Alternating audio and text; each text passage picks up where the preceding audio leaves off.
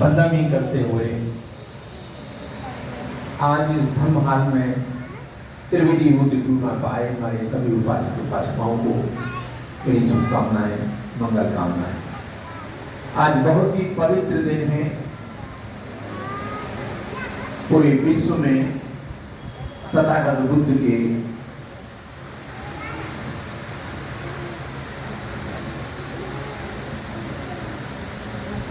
जन्म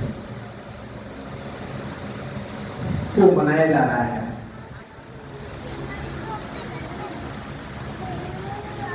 तथागत बुद्ध के दर्शन को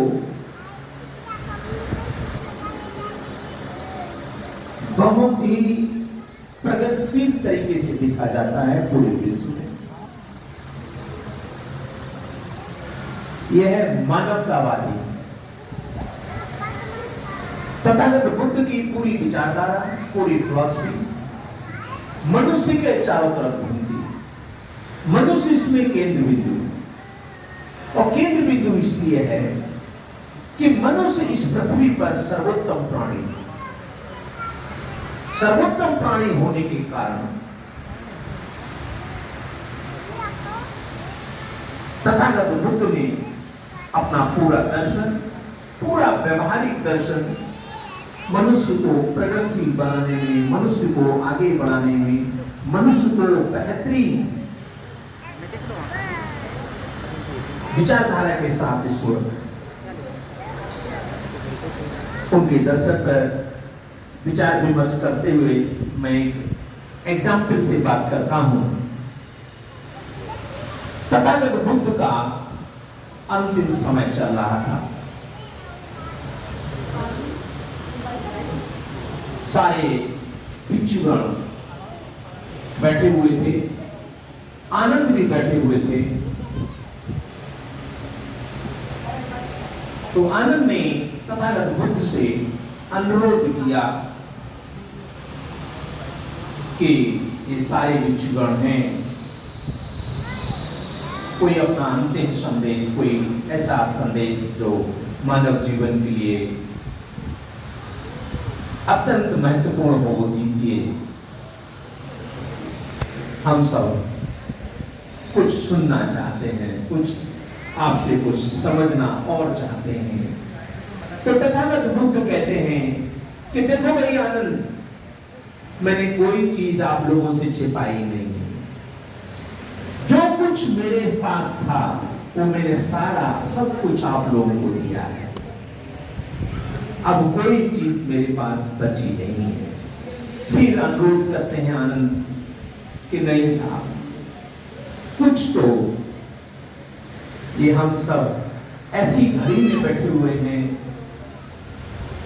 कि हम बखान नहीं कर पा रहे हैं, लेकिन कुछ आपसे कुछ ऐसा कोई संदेश, कोई मैसेज, कोई जीवन से जो आप उचित समझें। तो तथागत बुद्ध कहते हैं देखो भाई, क्योंकि आम तरीके से बात करते थे, व्यवहारिक तरीके से बात करते थे, मैं भी अपनी भाषा में बताने की कोशिश कर रहा हूं। तो तथागत बुद्ध कहते हैं कि देखो भाई, आप अपने पे काम कर लेना, अपने को समझ लेना, अपने पैरों पर खड़े हो जाना। यही मेरा संदेश, यही मेरा आखिरी समझना। जब उसकी गहराई में जाते हैं, समझते हैं, तो पता चलता है तथागत बुद्ध ने तो अति दीपो भव का मैसेज दे दिया। अति दीपो भव, आप अपनी रोशनी में खुद खड़े होना सीख जाओ, अपने पैरों पर खड़े होना सीख जाओ, अपने पे यकीन करना सीख जाओ, अपनी दुनिया को खुद देखना सीख जाओ। इससे बड़ा कुछ।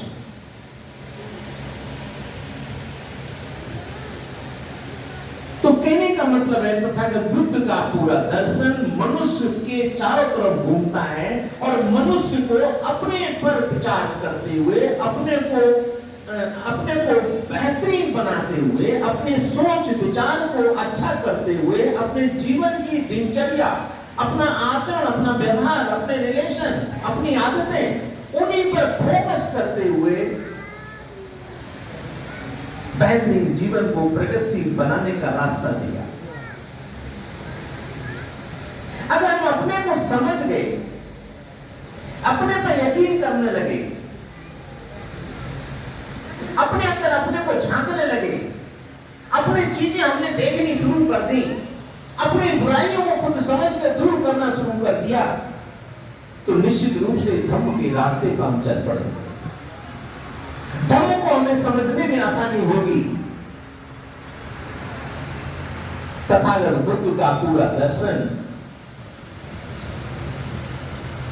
पूरी शिक्षाएं व्यक्ति के अपने अंदर अमल करने को प्रेरित करता है कि अगर सारी शिक्षा को हम अपने अंदर उतार के अपने से पूछते हैं, अपने से बात करते हैं, अपने अंदर से झांकते हैं, तो चीज समझ में आएगी। तथागत बुद्ध कहते हैं, उन्होंने कहा कि दुनिया की सारी चीज अनैतिक है, अनित्य है, कोई चीज स्थायी नहीं है, सारी चीज परिवर्तनशील है। आज है कल नहीं रहेगी, आज जैसे हैं कल वैसे नहीं रहेंगे, कोई चीज स्थायी नहीं है। लेकिन ये भी कहते हैं कि प्रत्येक हलचल के पीछे, प्रत्येक परिवर्तन के पीछे, यहां तक कि प्रत्येक समस्या के पीछे कोई न कोई कारण, बिना कारण के कोई समस्या, कोई हलचल, कोई परिवर्तन नहीं हो सकता। बस इसको समझना कि कोई भी परिवर्तन किस वजह से है। अगर हमने किसी भी चीज का उसका कारण पता चल गया तो निश्चित रूप से हम अच्छी तरह से उसका निवारण कर लेंगे। अगर कारण नहीं पता चला तो निवारण नहीं कर पाएंगे। तो प्रत्येक परिवर्तन के पीछे कारण है और कारण का को समझ लेना ही, इसी को तार्किक एटीट्यूड कहते हैं, इसी को तर्कसंगत कहते हैं। और तर्कसंगत तरीके से चीज को समझना, इसी को वैज्ञानिक एटीट्यूड भी कहते हैं। तो तथागत बुद्ध का पूरा दर्शन तार्किक और वैज्ञानिक है, तर्क पे आधारित है।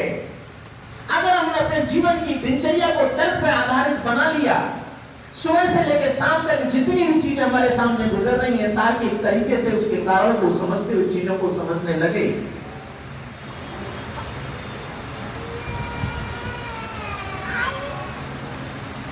तो हम धम्म को समझने में आसान, हम अंधविश्वास, आडंबर, कुरीतियां, विकृतियों से बाहर हो जाएंगे, नहीं घुसेंगे इसके अंदर। और तार्किक तरीके से समझी हुई चीज ही, कारण के हिसाब से समझी हुई चीज ही ज्ञान कहते हैं। यही है ज्ञान। और इसी ज्ञान के वैध रूप को प्रज्ञा कहते हैं। बुद्धिज्म की पहली सीढ़ी, समझने की पहली सीढ़ी ज्ञान है। अगर हम तार्किक तरीके से चीज को समझते हैं, कारण के हिसाब से चीज को समझते हैं, तो वही सही जानकारी है। अगर ऐसी जानकारी हमारे अंदर होगी तो कौन सी चीज सही है, कौन सी गलत है, उसका आकलन, उसका परीक्षण, उसका अंदाजा हम बहुत आसानी से लगा लेंगे। अगर हम किसी भी चीज को सही और गलत का अंदाजा लगाने में सफल हो गए, हमने उसका अभ्यास कर लिया, अपनी दिनचर्या में इन चीजों को उतार के हमने अनुपालन कर लिया, तो निश्चित रूप से हम प्रज्ञावान होंगे, हम ज्ञानवान होंगे।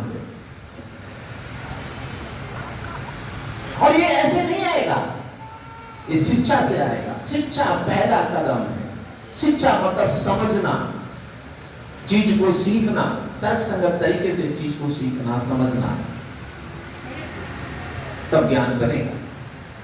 और जो हमें ज्ञान सीखेंगे, जो जानकारी हमारे पास होगी, जितनी चीजें हम जानते होंगे, उसी के हिसाब से हम सोचते हैं, वही हमारी सोच का परिणाम होता है। और जैसा हम सोचते हैं, निश्चित रूप से हम वैसा ही व्यवहार करते हैं। वैसे ही हमारा आचरण होता है, वैसे ही हमारे रिलेशन होते हैं, वैसी ही हमारी आदतें होती हैं, जैसा हमारा सोच होता है।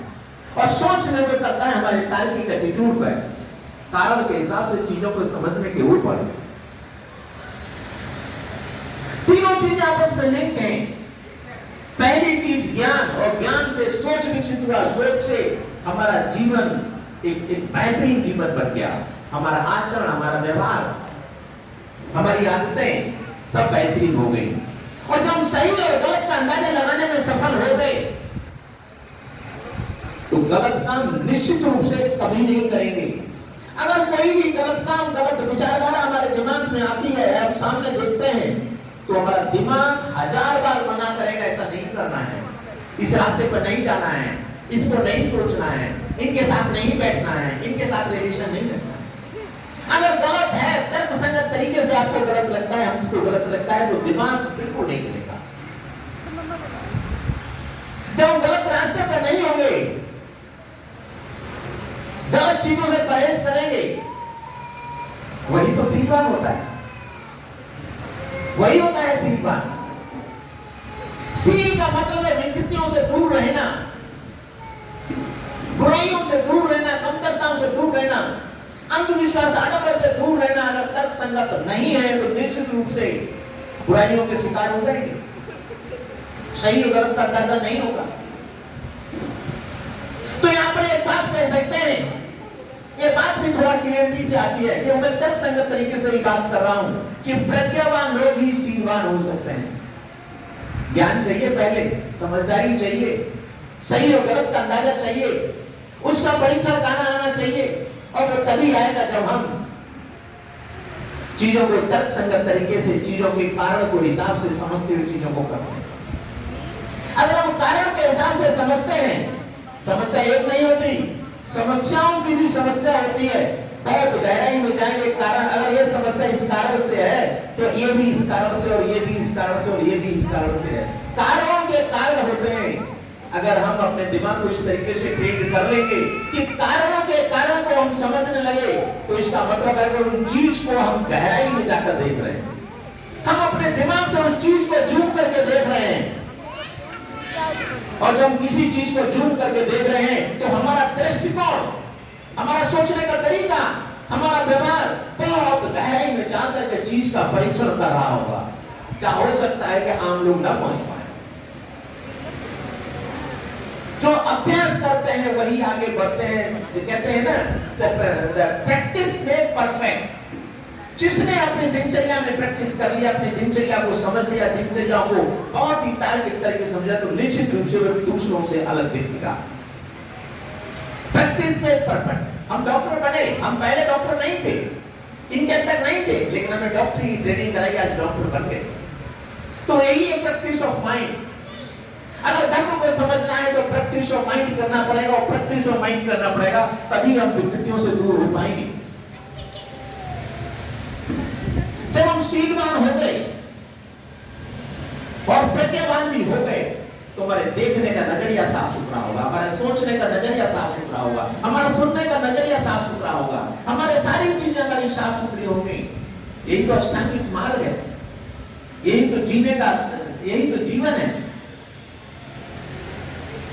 तो तथागत बुद्ध के पूरे दर्शन को अपने शरीर पर केंद्र बिंदु बना करके अपने से ही पूछते हुए रास्ता खोजो, अपने को उतारो, अपने पे अमल करो। और जिस दिन अपने पे अमल करना सीख गए, अपनी बुराइयों को देखना सीख गए, अपनी अच्छाइयों को देखना सीख गए, अपना परीक्षण करना सीख गए, अपनी अंतरात्मा से बात करना सीख गए, वही तो धम्म है। अगर बुद्ध का अद्वितीय परिनिर्वाण सूत्र, हम दुनिया को धोखा दे सकते हैं, अपने को नहीं धोखा दे सकते। कम से कम हम अपने से हमेशा बात करते रहे, अपने से हमेशा पूछते रहे, हमेशा अपने अंदर से झांकते रहे। हम जो अपने अंदर देख लेंगे दूसरा नहीं देख पाएगा। तो अपने पे केंद्रित करना, अपने अंदर झांक करके चीजों का रास्ता खोजना, यही काम है। तथागत बुद्ध कहते हैं एक कोई ऐसा लालची है, कोई घमंडी टाइप का बंदा मिलता है, तथागत बुद्ध को देख करके वो थोड़ा इरिटेट हो जाता है और फिर उनको बहुत सारे शब्दों का, अपशब्दों का, बहुत सारी चीजों का वो उन पर बखान करता है। सीरीज में बहुत सारी चीजें बोल देता है। तथागत बुद्ध मुस्कुराते हुए उसके आगे बढ़ते हैं। वो और नाराज होता है कि मैंने सब कुछ कह रहा हूं, तुमको समझ नहीं आता। तो तथागत बुद्ध फिर उसके नजदीक पहुंच जाते हैं। वो बहुत नाराज है, बहुत उग्र है, बहुत हर तरीके की गाली गलौज जो भी शब्द हो सकता है वो इस्तेमाल कर रहा है। उनका तुम पर असर नहीं पड़ता मेरा? कि नहीं पड़ा। तथागत बुद्ध कहते हैं नहीं पड़ा और मुस्कुराते हैं। तो उसको समझाने के व्यवहारिक तरीके किस तरीके से अगर बुद्ध उस एक आम आदमी को समझाते हैं, उनका ऐसे कहते हैं कि भाई इस पेड़ से एक पत्ती तोड़ के लाओ। तुम पेड़ की पत्ती मुझे देते हो, मैं नहीं लूंगा। और पेड़ की पत्ती तो किसके पास रह जाएगी? चाहे इसमें क्या है, वो तो मेरे पास रहेगी। अगर मैंने तुमको पेड़ की पत्ती नहीं दी, आपके पत्ती मैंने स्वीकार नहीं की, तो पत्ती तो आपके पास रह गई। तुमने ठीक ऐसे ही तुमने जो कुछ मेरे से कहा, जितना भी गाली गलौज किया, जो भी शब्द तुमने इस्तेमाल किए, मैंने स्वीकार ही नहीं किए, वो तो आपके पास रह गई। उसकी आंखें खुल जाती है, समझ जाता है कि वाह क्या बात है। तो कहने का मतलब किसी की बातें हम पर तब तक असर नहीं करती अगर हम जब तक उस पर रिएक्ट नहीं करते हैं। और होता क्या है कि हम लोग रिएक्टिव लोग ज्यादा हो गए, चीजों को समझे बिना समझे हम रिएक्ट हो जाते हैं। और रिएक्ट होने के बाद कहने का मतलब उसने जो कुछ कहा वो सब हम पर हावी हो जाता है, हम उसके शिकार हैं। तो तथागत बुद्ध का पूरा दर्शन, पूरी विचारधारा मानव जीवन को बेहतरीन बनाने के लिए, मानव जीवन बहुत सुंदर है, इससे अच्छा सुंदर नहीं हो सकता। और सुंदर इसलिए भी है कि अपने सोचने समझने की क्षमता से अपने जो रास्ते हैं, जो चैलेंजेस हैं, जो समस्याएं हैं, उनमें रास्ता खोजते हुए निकलना। इसीलिए मनुष्य सर्वोत्तम प्राणी, इसी का रास्ता। और इस सर्वोत्तम प्राणी का सर्वोत्तम जीवन, उत्कृष्ट जीवन तथागत बुद्ध का दर्शन से अच्छा कोई नहीं। किसी नोबेल लॉरेट ने कहा है दुनिया की सबसे बड़ी बीमारी, सबसे खतरनाक बीमारी मनुष्यों में कॉन्फ्लिक्ट ऑफ द ह्यूमन है। अगर मनुष्य के बीच में आपस में कोई भी कॉन्फ्लिक्ट होता है तो इससे बड़ी बीमारी है, इससे बड़ा खतरनाक बीमारी नहीं हो सकती दुनिया में। क्यों? कि ये मनुष्य के खतरा है। जो कॉन्फ्लिक्ट है ह्यूमन रेस के लिए खतरा है। अगर ह्यूमन रेस खत्म हो गई इस दुनिया से, ह्यूमन रेस कम होने लगी, कॉन्फ्लिक्ट बढ़ने लगे, तो तबाही आ सकती है इस पूरे विश्व में। ये ह्यूमन कॉन्फ्लिक्ट कभी नहीं होना चाहिए। और ह्यूमन कॉन्फ्लिक्ट को कंट्रोल करना है, ह्यूमन कॉन्फ्लिक्ट को कम करना है, तो धम्म का दर्शन है, तथागत बुद्ध का दर्शन है, तथागत बुद्ध की विचारधारा है। लेकिन विचारधारा भी तभी असर करेगी विचारधारा मानने वाले लोग अगर उस विचारधारा में डूबे होंगे, अंदर गहराई में देख करके झांक रहे होंगे, समझ रहे होंगे। तो कहने का मतलब है कि तथा ऐसे धम्म हाल में आप लोग का भी सुबह से बैठ पर चर्चाएं चलने होंगी और धम्म पर जितना भी बात करिए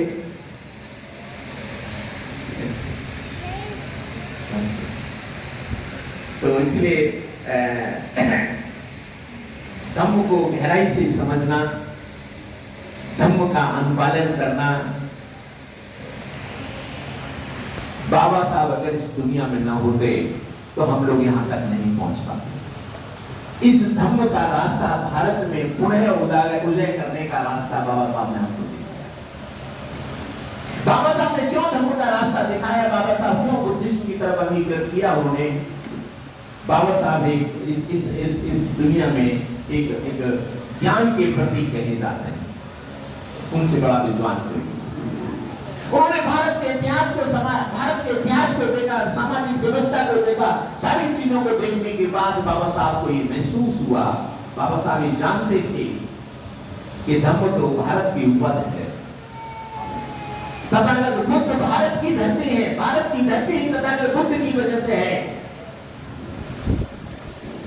कालांतर में कुछ लोगों ने यहां से भटका दिया, तो पुनः बाबा साहब 5 लाख लोगों के साथ नागपुर में धम्म दीक्षा ग्रहण करते हैं, अपने उसी पूरे अपने घर वापसी करते हैं, अपने समाज की, अपने लोगों की, पूरे भारत के मूल निवासी समाज की, और मानवतावादी उसमें खड़ा करते हैं सभी। लेकिन बाबा साहब ने धम्म की तरफ ले जाते समय जरूर कहा था, बाबा साहब ने भारत की स्थिति को देखते हुए कहा था कि पहले यहां से बाहर निकलना पड़ेगा, तब इधर आ पाओगे। तो उसके लिए बाहर निकलने के लिए 22 प्रतिज्ञाएं दी, और 22 प्रतिज्ञाएं कुछ नहीं है, मानवतावादी दृष्टिकोण है, मानवतावादी विचारधारा है, जो आडंबर, कुरीतियां, विकृतियां हैं, उन सब चीजों से बाहर निकालते कहा कि पहले यहां से निकलना पड़ेगा, तब इंसान बन पाओगे, तभी बुद्धिस्ट बन पाओगे। हमारे धम्म के पालक जितने भी हैं, व्यवहारिक जीवन को समझते हुए बाबा साहब की 22 प्रतिज्ञाओं को अमल करें, दिखावा नहीं, अपने में अमल करें, अपने इनसाइड, अपने चैन में, अपने दिमाग में अमल करें, और अमल करने के बाद ही हम धम्म के नजदीक पहुंच पाएंगे। आज बड़ी विडंबना है, लोगों पर अत्याचार होता है जाति की वजह से, लेकिन उसके बाद भी घिरते नहीं होते हैं। तो ये चीजें समझनी होंगी, धम्म को समझ लेंगे, हम मानवतावादी हो जाएंगे, एक दूसरे के साथ भाईचारे के साथ व्यवहार करें।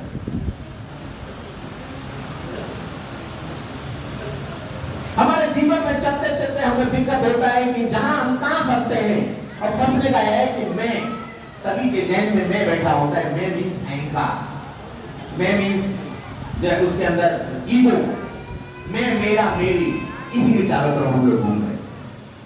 अगर हम इसको व्यवहारिक रूप से इसको हम कम कर लें कि मैं का मतलब क्या है, जैसे मैं डॉक्टर सुरेश,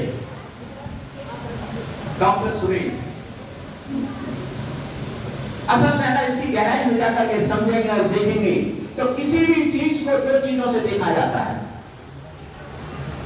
एक उसका नाम होता है, दूसरा उसका रूप होता है। नाम और रूप मिलके बनता है तभी होता है। जैसे सुरेश मेरा नाम है और उसके बीच में एक रूप है। अगर मैं यहाँ खड़ा होता हूं तो कहता हूं डॉक्टर सुरेश, सभी लोग कहेंगे हाँ डॉक्टर सुरेश खड़े हैं, क्योंकि नाम है, और नाम के बीच में एक शकल है, एक सूरत है, उसको कनेक्ट करके आप पहचान रहे हैं कि डॉक्टर सुरेश, यही है। अगर नाम बड़ा होता है और आपका नाम बड़ा है और नाम बड़ा और रूप छोटा होता है, कि नाम के अंदर रूप होता है, नाम बड़ा है, अगर दोनों को अलग कर दिया जाए तो अस्तित्वहीन हो जाती है। दुनिया की सारी चीजों को नाम और रूप से पहचानते हैं, बाकी किसी से दोनों को अलग करके नहीं देख सकते। अगर कहते हैं डॉक्टर सुरेश, तो डॉक्टर सुरेश का ये सिर सुरेश नहीं है, ये हाथ सुरेश नहीं है, ये पैर सुरेश नहीं है, पेट सुरेश नहीं, ओवरऑल पूरा रूप जो है ये सुरेश में है, नाम के साथ। अगर इसकी भी गहराई में जाकर देखते हैं तो जो नाम है ना सुरेश, ये भी हो सकता माँ बाप ने दिया है, मेरा नहीं है, माँ बाप ने दिया, हो सकता है चाचा ताऊ ने दिया हो, या और आपके किसी ने भी घर परिवार के किसी सदस्य ने दिया है, बाहर मेरा नहीं है, जिस पर भी नाच है, उनकी वजह से नाम मिला। और ये जो रूप है ना, ये भी मेरा नहीं, ये भी माँ बाप ने दिया। अगर माँ बाप नहीं होते तो मैं इस दुनिया में खड़ा नहीं होता। ये भ्रम है कि मैं हूं, सच में मैं कुछ नहीं हूं, ये भ्रमित स्थिति है। ये जो भी नाम है और रूप है, ये भी किसी और ने दिया है, और हम भ्रमित हो रहे हैं कि हम ये हैं। तो इन चीजों से बचना, इन चीजों की गहराई से समझना, इन चीजों को तर्कसंगत तरीके से समझेंगे तो चीजें हमें बेहतरीन ढंग से दिखाई देंगी, और हम ये जो ईगो है आपस का जो आपका मैं है, उसको कम करने में समय। तो इसी तरीके से दुनियादारी को समझें और समझ के आगे बढ़ने का प्रयास करें। इसी के साथ मैं अपनी बात को रोकता हूं। जय भीम, नमो।